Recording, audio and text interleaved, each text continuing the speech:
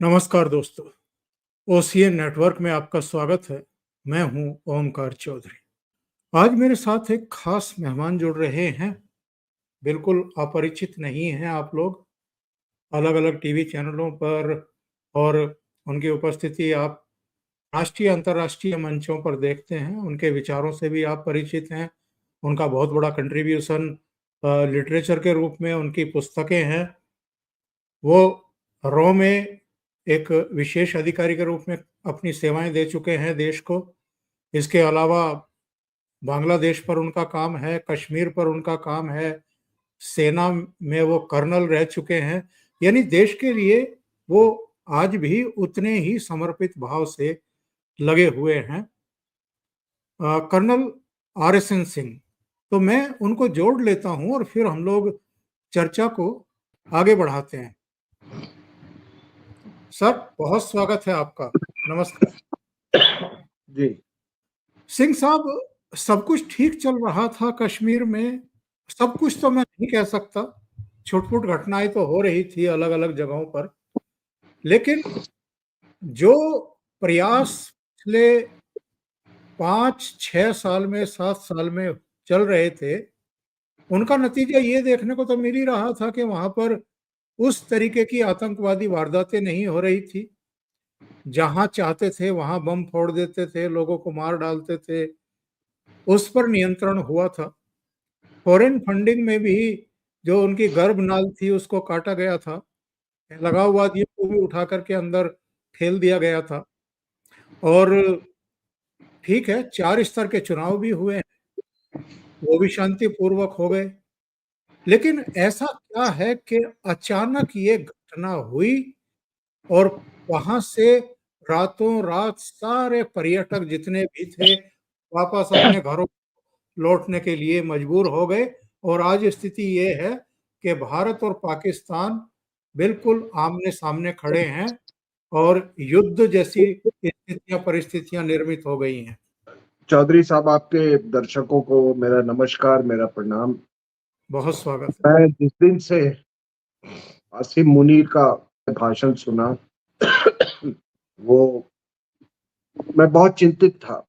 और कई ऐसे चैनल्स में जो पॉडकास्ट जो है जिन प्लेटफॉर्म्स पे आप भी जाते हैं, वो तमाम प्लेटफॉर्म्स मेरे को इनविटेशन आया और अलग अलग टॉपिक्स मुझे बताया गया कि कोई मुर्शिदाबाद पे करना चाहते थे, तो कोई इंडिया, भूटान, बांग्लादेश पे करना चाहते थे। तो मैंने उनको साफ कह दिया था कि आप फोकस करें ये आसिम मुनीर की स्पीच को, क्योंकि ये आदमी एक आर्मी चीफ की तरह नहीं, एक मौलाना की तरह बात कर रहा है। ये इस्लाम को छोड़ के अब एंटी हिंदू उसमें एजेंडा लेके ये देश को गैल्वनाइज करने की कोशिश कर रहा है। तो ऐसा लग रहा था कि कुछ ये एंटी हिंदू जो इसका रैंट है ये ट्रांसलेट करेगा किसी दहशतगर्दी के, मतलब उस इसको अंजाम दिया जाएगा। तो वही हुआ और यही होता है कि जब आप किसी आर्मी चीफ को आप अलाउ करते हैं अपने ब्रीफ से ज्यादा बोलने के लिए, और ये तो नेता की तरह भाषण दे रहा था, वहां पे तारीख की बात कर रहा था, नेशन बिल्डिंग की बात कर रहा था, संस्कृतियों संस्कृतियों को अलग होने की बात कर रहा था। आप बताएं एक बात की, एक आर्मी चीफ पाकिस्तान में जो हिंदू हैं, जो भी है, 1% है, 0.5% है,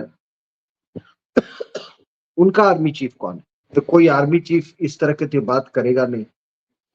तो उनको ये लगता है कि इस्लाम के नाम पे पाकिस्तान बना था और इस्लाम के नाम पर पाकिस्तान टूट रहा है। तहरीके तालिबान पाकिस्तान बोलती है कि तुम किस तरह के तुम मुसलमान हो, तुमने हमको ग्लोबल जिहाद के लिए तैयार किया और अमेरिका से हम ही पर बम बरसाए। बलूचिस्तान कहते कि तुम कहाँ के मुसलमान हो। उनका एक लीडर तो ये भी कहता था कि हम 1000 साल से कई हजारों साल से हम बलोच हैं, कोई 1000 साल से हो सकता है मुसलमान हो, और कुछ 60-70 साल से हम 48 के बाद से हम पाकिस्तानी है, तो मेरा लॉयल्टी कहाँ पर ये है। तो ये जो बलोच लोग हैं या ये अफगानिस्तान को लोग हैं, उनकी देखिए आइडेंटिटी, वो they are very clear about their identity, क्योंकि उनका कोई इतिहास है, ठीक है ना। और इसीलिए बलूचिस्तान कभी मिलना नहीं चाहता था, इन्होंने इन्वेड किया बलूचिस्तान को। और आज, और जो जहां तक पश्तून है, तो वो आज भी डूरेंट लाइन को नहीं मानते। अफगानिस्तान ने तो रिकॉग्नाइज भी नहीं किया था पाकिस्तान को। तो यहाँ पर वो इनका वो पूरा फेल हो गया। ये जो हमारे इंडियन सब कॉन्टिनेंट के जो मुसलमान है ना, और जो पाकिस्तान का हिस्सा बन गए बाद में, तो उनको ये था कि हम इन लोगों से बहुत सुपीरियर हैं। तो उन्होंने कहा कि भाई वो तू फ्रॉड तू फेक इस्लामिस्ट है, तू फ्रॉड मुसलमान है। ये चीज वहां पर अब इनकी चल नहीं रही है। तो उन्होंने एंटी हिंदू वो रैंट शुरू किया, और उसी का नतीजा है कि आज ये हुआ है, ये जो पहलगाम में जो हुआ। लेकिन आपने एक बड़ी अच्छी बात कही कि लोग ये जो प्रॉक्सी वॉर इतने साल से चल रहा है, बिना भारत में प्रॉक्सीज के तो प्रॉक्सी वॉर हो नहीं सकता है। और मैं इस बात में मैं डाइल्यूट करके नहीं बोलूंगा या डिप्लोमेटिक नहीं बोलूंगा कि हमारे भारत के अंदर का पाकिस्तान कहीं ज्यादा खतरनाक है। और कोई ये हमसे बकवास ना करे कि ये क्या बोल रहे हैं आप, क्योंकि 1946 के इलेक्शंस में 86% of the Muslims in India voted for Muslim league, ठीक है ना सर। बॉम्बे प्रोविंस में तो 100%, मद्रास प्रोविंस में 100%, और वो जो चुनाव हुआ था वो एक्चुअली पाकिस्तान के एजेंडे पे ही हुआ था। तो ये तो गए नहीं यहाँ से, ठीक है ना। ना कोई तमिलनाडु से उठ के गया, ना बॉम्बे से उठ के गया, ना कोई ये आपके यूपी बिहार से गए, ना बंगाल से लोग गए। ये जो जिन लोगों ने, ये बताइए कि जो डायरेक्ट एक्शन डे जो हुआ था उसमें पार्टिसिपेट किया था बंगाल में, वो क्या सब चले गए बंगाल को छोड़ के? तो हमारे अंदर में है ये इस वास्तविकता को से अगर आप मुंह मोड़ेंगे, तो आप जो बार बार आप विक्टिम हो रहे हैं, उससे आपको निजात नहीं मिलेगा। तो एक अभी बात चल रही है बदले की, बदला मतलब रेट्रीब्यूशन, वो एक अपनी जगह है। लेकिन अगर आप कॉम्प्रिहेंसिव सोल्यूशन चाहते हैं, तो फिर आपको ये दोनों कंपोनेंट्स एड्रेस करना होगा। अभी कुछ 4 लोगों के स्केच आए हैं, तो 2 कह रहे हैं पाकिस्तान के हैं, 2 तो हिंदुस्तान के हैं। तो एक्चुअली ये सिंबॉलिक है ऑफ ये प्रॉक्सी वॉर का जो डायमेंशन है। आज एक और सोशल मीडिया में काफी चल रहा है कि कोई एकता तिवारी है जौनपुर की, उन्होंने पूरा बयान किया है कि किस तरीके से वो कह रही है कि जितने ये खच्चर वाले थे, पर ये भी इन्वॉल्व थे उसमें, क्योंकि उनका जो खच्चर वाला जो था, वो उनसे पूछा कि भाई ये आप कहाँ के रहने वाले हो, क्या हो, आप हिंदू हो या मुसलमान हो? तो उन्होंने कहा हम हिंदू हैं। तो उसने बोला आप कभी अजमेर शरीफ गए हो? तो बोला नहीं, अजमेर शरीफ नहीं गया हूँ। कुरान पढ़ा है? नहीं पढ़ा है, मुझे उर्दू नहीं आती है। तो फिर उन्होंने कहा कि भाई अगर कुरान नहीं तो उसने कहा कि नहीं, कुरान जो है वो हिंदी और इंग्लिश में भी है, तो आप पढ़ सकते हो उसको। फिर उसने कहा कि अच्छा ये जो बाकी जो गए हैं ऊपर, बाकी जो पार्टी थी वो ऊपर से, वो कौन थे, वो मुसलमान है कि हिंदू है? तो इसके मुंह से इनको कुछ गड़बड़ लगा, इन्होंने कहा कि वो मुसलमान है। फिर उसने कहा कि आप ना अमरनाथ यात्रा के लिए आना, मैं आपके लिए सारा कुछ मैं फैसिलिटेट कर दूंगा। तो कहा आप अपना नंबर तो दीजिए। तो कहा कि नहीं, मेरे पास अभी मोबाइल नहीं है। और कुछ देर के बाद कोई रिंग आया और उसने जूते के अंदर से एक मोबाइल निकाला और वो बात करना शुरू कर दिया, और उसने ये सब बोलना शुरू किया कि मैंने 30-35 राइफल्स मैंने रख दी हैं वहां पे, वो तकरीबन 20 लोग वहां पे, इत्यादि इत्यादि वो बोल रहा था। और प्लान और ए उसके और बाद बी की बात कर रहा था। हाँ, ए और बी की बात कर रहा था। तो आपने भी पढ़ा होगा, तो जी, फिर भी जो दर्शक आपके नहीं जानते हैं बिल्कुल, कुछ, बिल्कुल। हाँ, उनके उनके बारे में, उसके बारे में ये तो ये लेवल, इस लेवल का इन्वॉल्वमेंट था। अब है क्या कि आप कहेंगे कि ऐसा तो होता नहीं है कि इतने सालों से, ठीक है ना, इतने सालों में जमहूरियत थी और ये पूरा पत्थरबाजी हो रही थी, और पाकिस्तान के फेवर में नारे लगाए जा रहे थे, और बाहर के जो जिहादी थे, फॉरेन, जो आपके उज़्बेक्स थे, ताजिक्स थे, वो भी आते थे यहाँ पर, पश्तून्स थे, उनके लिए हॉस्पिटैलिटी इंडस्ट्री चलाते थे, और हर तरह की सेवाएं होती थी। जो सेवाएं थाईलैंड में लोग जाते हैं ना, कुछ लोग जिसके लिए, वो सारी इनको दी जाती थी, ठीक है। तो अचानक अगर आप सोचते हैं कि इनका हृदय परिवर्तन हो गया, वो नहीं हुआ था। थोड़ी सख्ती हुई जब, तो इन्होंने फिर देखा कि ये एलओसी से इन्फिल्ट्रेट करना बड़ा मुश्किल हो गया है। तो इन्होंने शिफ्ट किया अपना जो फोकस है वो इंटरनेशनल बॉर्डर के एरिया में।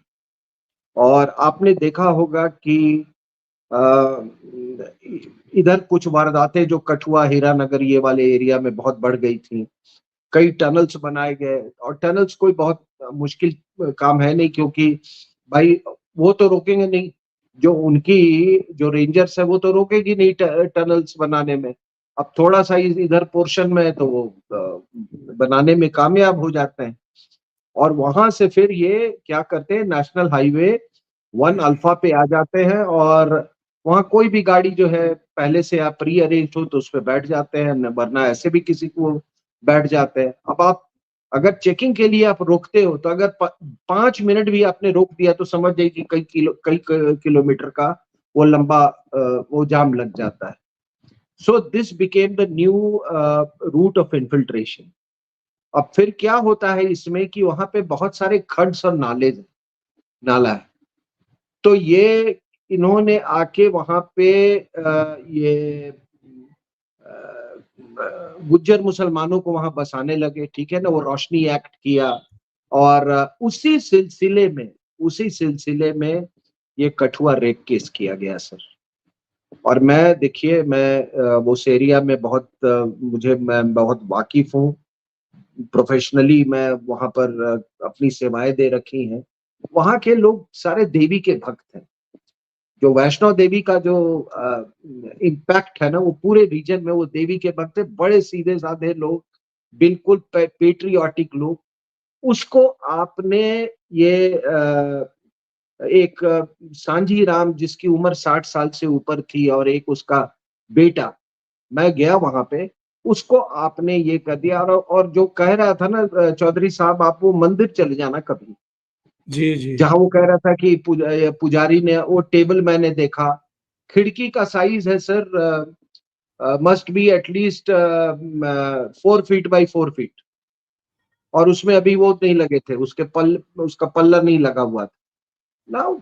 जब ये हुआ तो तभी मुझे तो ये मीडिया पर कभी कभी हैरानी होती है।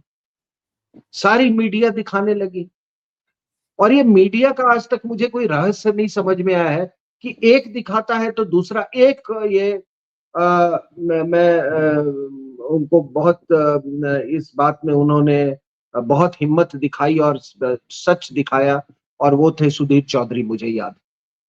वरना सब मी टू चला तो मी टू, अन्ना हजारे बैठा हुआ तो चल रहा है, चल रहा है, चल रहा है। ये क्या लोग है सर ये? भेड़ों की तरह व्यवहार करते हैं। So this is how. तो फिर आपने देखा होगा कि इस अभी ये क्या था कि ये जिहादाइजेशन ऑफ जम्मू रीजन की कोशिश की जा रही थी, ठीक है ना। ये कब?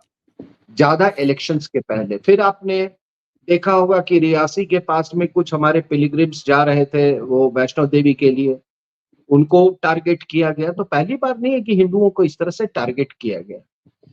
अब होता क्या है कि क्योंकि प्रेसिडेंट रूल था, तो प्रेसिडेंट रूल में क्या होता है सर कि जो चेन जो है ना वो टूटने लगता है, पेट्रनेज की कमी आ जाती है, both in terms of political patronage and financial patronage. और उसमें जो हमको 370 के बाद ये फिर आपकी जो न्यायपालिका है, ये जज महाराज जी बैठ गए और कहा कि 3 महीने पे इलेक्शन करवाएंगे। अरे देखिए क्या है कि 370 के बाद वो पूरा मतलब एक पोर्शन तो हाइव ऑफ हो गया था, लद्दाख का जो यूनियन टेरिटरी बन गया। दूसरा जो था वो अभी पॉलिटिकली, सोशियोलॉजिकली, साइकोलॉजिकली इसके पहले की एमर्ज करता ये जज बैठ के सुप्रीम कोर्ट में इसने कहा कि तुम 3 महीने में इलेक्शन करवाओ, और दैट जज is also responsible for what has happened in Pahalgam. मैं क्यों ये बात कह रहा हूं, आप तो एक बहुत मतलब वरिष्ठ कमेंट्रेटर रहे हैं और जी जी। आज भी बहुत सक्रिय हैं। क्या होता है सर कि एक पर्टिकुलर पार्टी मान लीजिए एक बिहार में आ जाए, तो ये जितने कीड़े मकोड़े हैं ना उस तरह के, जिनका वो झुकाव है, जिनका वो प्रोक्लेविटीज है, जिनका क्रिमिनल प्रोपेंसिटीज है, वो सब के सब बरसात में जैसे कीड़े मकोड़े उठते हैं वो सब उभर के आ जाते हैं कि उनको साइकोलॉजिकल ये होता है कि पेट्रनेज ये है। तो उसी तरह आपने जबरदस्ती इलेक्शन करवाए, और इलेक्शन करवाए तो जो पार्टियां, जो पाकिस्तान परस्त पार्टियां थी, उनकी जीत हुई। अब वो आज कुछ भी भाषा बोले, लेकिन उनका वो दौर याद कीजिएगा जब ये सेपरेटिस्ट का वो करते थे, सपोर्ट करते थे, या पत्थरबाजी होती थी, और ये महबूबा मुफ्ती जिसका बाप तो अपनी बेटी को अगवा करवा के ग्लोबल जिहाद लाया। तो कम से कम I expect the supreme court जजेस ये कि यार कुछ तो मातृभूमि की तरफ आपको कुछ होना चाहिए, कोई प्यार, कोई मोहब्बत, कोई चिंता, कोई ये। और मुझे लगता है कि क्योंकि ये जो नेपोटिज्म चल रहा है ना कि बाप बाप चीफ जस्टिस तो बेटा चीफ जस्टिस, और ये कहीं पढ़ना लिखना भी बंद कर दे। अंग्रेजी तो आ जाती है इनको, वो तो कहीं भी घर में ही वो अंग्रेजी बोलना सीख लेते हैं। और आजकल क्या है, आपके पास क्या पैसा है, किसी को हार्वर्ड भेज दो, और ये जज तो वहां से वोकिज्म सीख के आया। सही।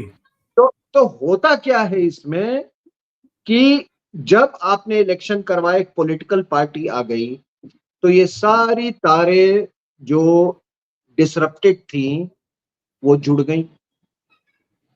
जिहादी की तारें, ठीक है ना, मिलिटेंट्स जितना मिलिटेंट से इनका सरोकार रहा है वो तारें जुड़ जाती हैं, पाकिस्तान से जो तारें हैं वो जुड़ जाती हैं।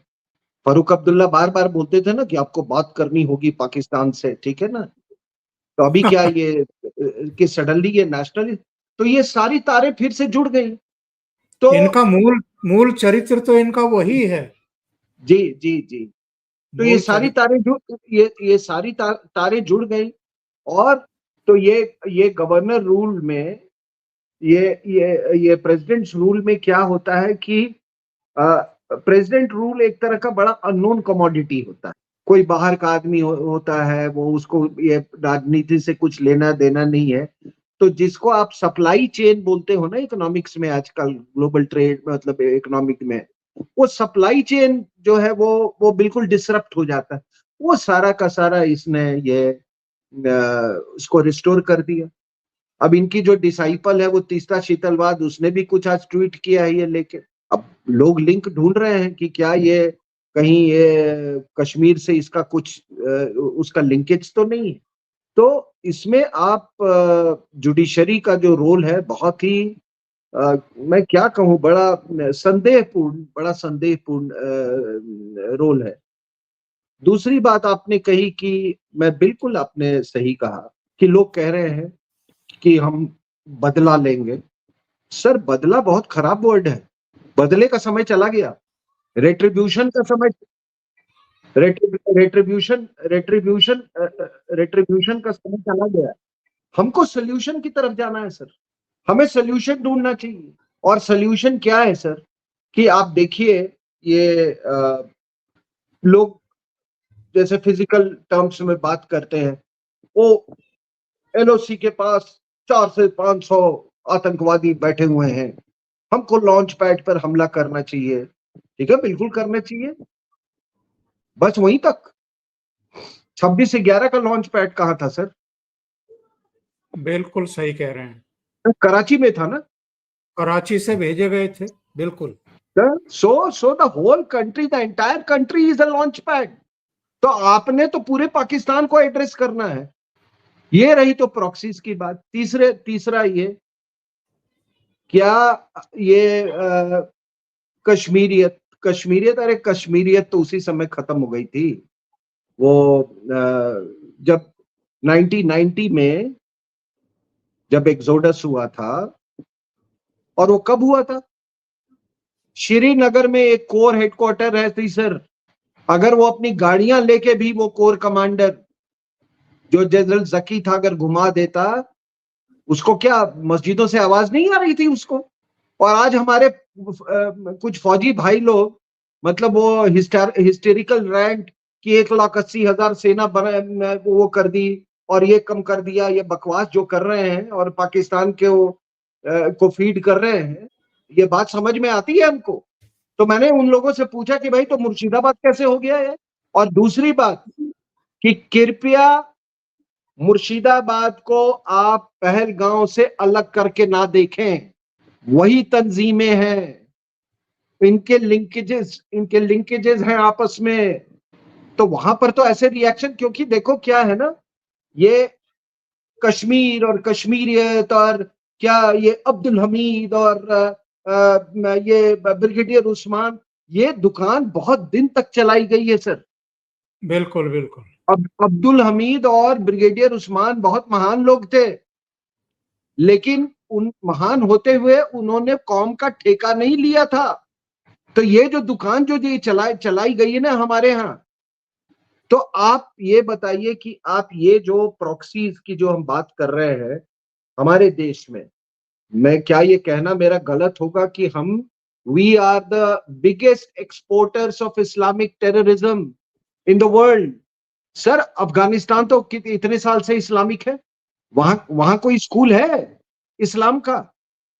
देवबंद आपके यहाँ, बरेलवियों का दुकान यहाँ पे, अहले हदीस का दुकान यहाँ पे, सबका दुकान यहाँ से आपका आइडियोलॉजी जाता है और वहां से वेपनाइज होके आता है और फिर वो पहलगाम पहुंचता है, वो मुर्शिदाबाद पहुंचता है। बिल्कुल सही बात आपने कही है। तो आपको क्या, आप में वो हिम्मत है to address the ideological component? अब आप कह रहे हैं कि नहीं नहीं हम ऐसा कैसे सोच सकते हैं, वो फिर आप 10 एग्जाम्पल दे दोगे। अरे आप एग्जाम्पल दे दोगे, what about president APJ Kalam? Yes, बहुत महान आदमी, हम तो उनकी उस आदमी को पूजते हैं, लेकिन क्या आपने पूजा? क्या भारत के मुसलमानों ने वो भी पूछते हैं? अगर ऐसा होता तो जब उनके सेकंड टर्म की बात हो रही थी, एक मुसलमान उनको नहीं सपोर्ट किया। वो इसलिए कि इस काफिर ने भारत की शक्ति में एक अभूतपूर्व इजाफा किया है, इसलिए। उनके जनाजे में भी नहीं आए साहब। ठीक है ना सर?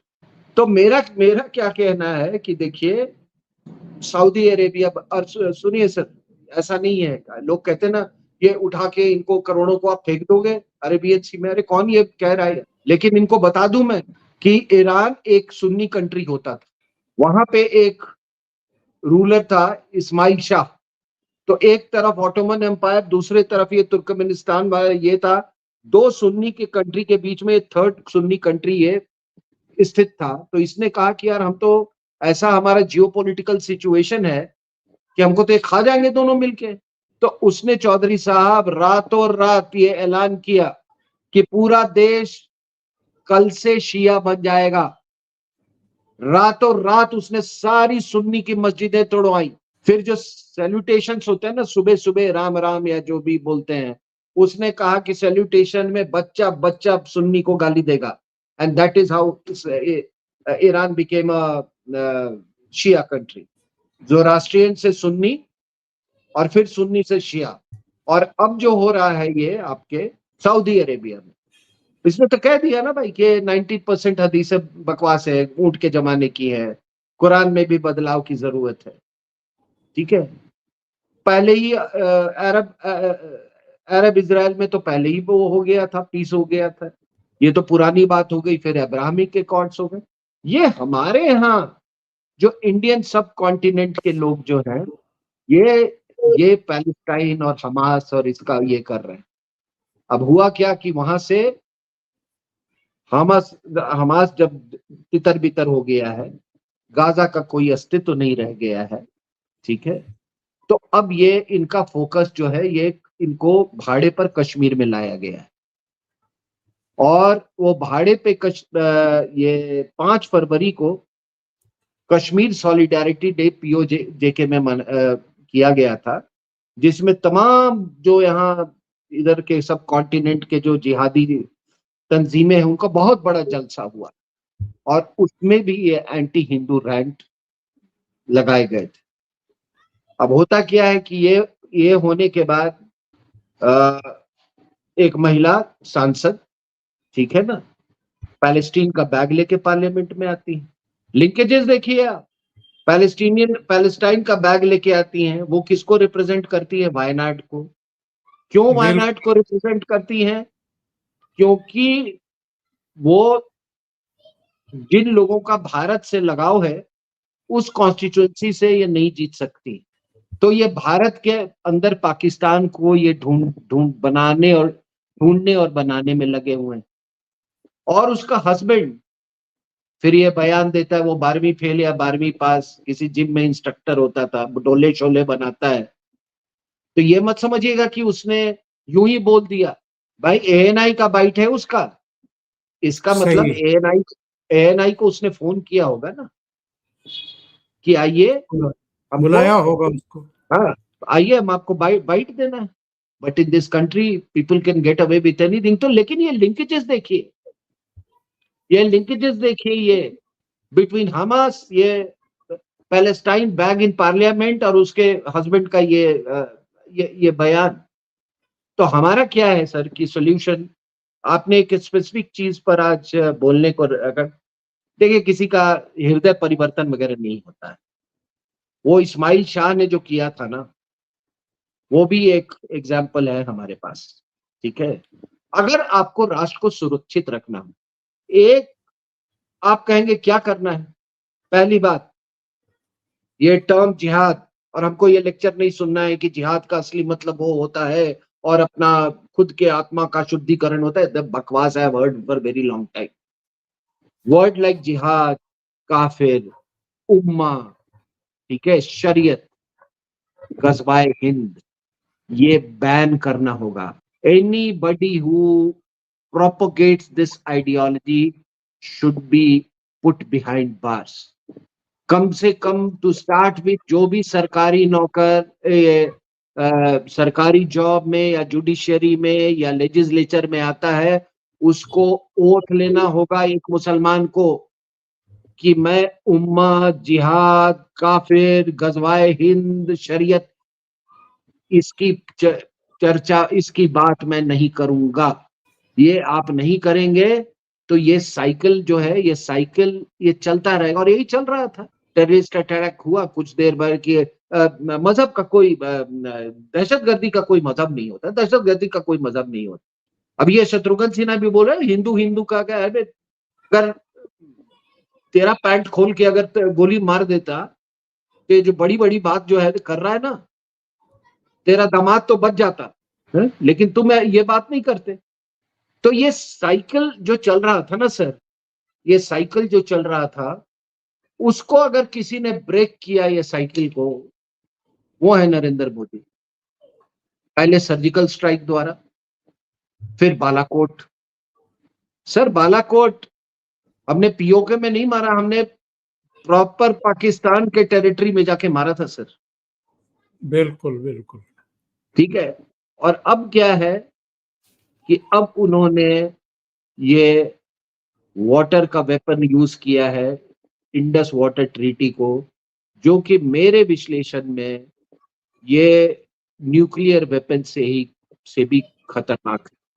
आपको मैं याद दिला दूं, 86-87 में ऑपरेशन ब्रास टैक्स हुआ था, जब 5 लाख सेना just close to Pakistan border, Sundar ji के समय में।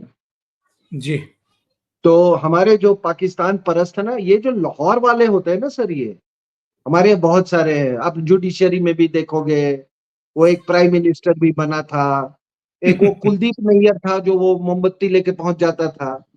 तो मोमबत्ती, हाँ, वो मोमबत्ती वाले ने एक्यू खान को, उसने एक्यू खान को इंटरव्यू किया था ऑपरेशन ब्रास टैक्स के, and this was somewhere in January 87 की बात कर रहा हूँ। एक्यू खान ने जब वो बोला कि भाई ऑपरेशन ब्रास टैक्स जब अपने पीक पे था, तो उसने ये धमकी दी कि कोई पाकिस्तान को नहीं तोड़ सकता है। अगर हमारे पास न्यूक्लियर वेपन है, अगर हमारा एग्जिस्टेंस थ्रेटेंड होगा, तो हम न्यूक्लियर वेपन इस्तेमाल करेंगे। ये उसने धमकी दी थी। आज वो डर जो है वही बोल रहा है। लेकिन मैं तो खुलेआम कह रहा हूं, हर चैनल पे बोल रहा हूं कि भाई आपके एग्जिस्टेंस को थ्रेट तो दे दिया है मोदी ने। He has threatened your existence. आपको कह दिया है कि एक्ट ऑफ, आपने खुद कहा है एक्ट ऑफ वॉर है, तो आप कीजिए जो आपको करना है। तो पहले के कुछ लोग सोच रहे हैं ना कि ये IWT ये बड़ा मतलब क्या हुआ ऐसे सस्पेंड कर दिया। अरे सर, ये इतना आसान डिसीजन नहीं था। पहले लोगों की हिम्मत नहीं थी, बड़े वो गर्व से बड़े हाँ, गर्व से लोग कह रहे देखो 65 और हुआ, लेकिन ये जो बाउंड्री का, सॉरी, ये जो वाटर कमीशन जो है, IWT कमीशन, वो कभी मिलते रहे आपस में। जंगें चलती रहती हैं, मतलब जैसे थर्ड वर्ल्ड कंट्री में लड़ते रहो, ये चलता रहेगा। जब अमेरिकन बोलेंगे सोवियत की स्टॉप, तो स्टॉप कर दिया। फिर 71 वॉर आया, कहते हैं कि उसमें भी ये IWT कमीशन मिलते रहे। फिर सोवियत ने बोला स्टॉप, बोला मिसेस गांधी को देखो, तुम ही हमारे अपने नहीं हो, ये दोनों भी हमारे ही आदमी है, शेख मुजीब और भुट्टो। ये 93,000 लौटाओ और इससे आगे कुछ बात मत करना, ठीक है। तो वो माहौल था। किसी जमाने में हम शिप टू माउथ थे, सैंक्शन से हमको डराया जाता था।